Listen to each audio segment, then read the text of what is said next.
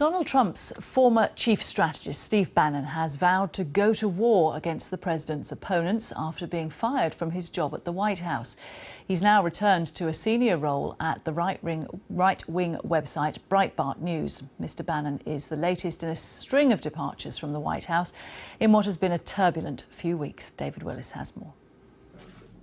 Steve Bannon, widely credited for helping steer Donald Trump to victory, he was one of the most powerful men in the White House. The driving force behind Trump's nationalist ideology. His was the ethos of putting America first and taking back the country.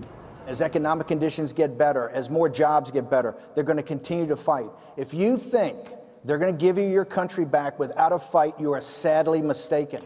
Every day it is going to be a fight. He is not a racist, I can tell you that. He's a good person. He actually gets a very unfair press in that regard.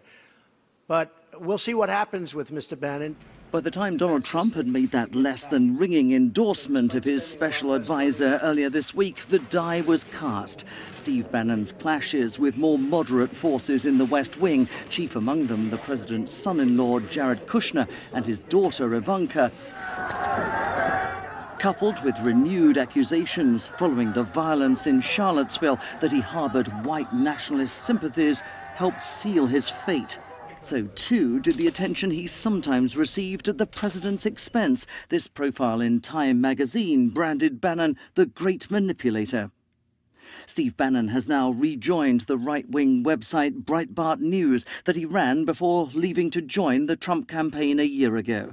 He said he intends to keep fighting on the president's behalf, but in an interview with the conservative magazine The Weekly Standard, he was also quoted as saying the Trump presidency that we fought for and won is over.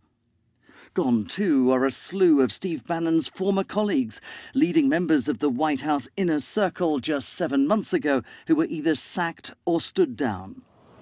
All of which leaves the president an increasingly lonely and isolated figure. While Steve Bannon's departure is a victory for those who wanted to see an end to the more extreme elements in the West Wing, whether it will lead to a better functioning White House remains to be seen. David Willis, BBC News, Washington.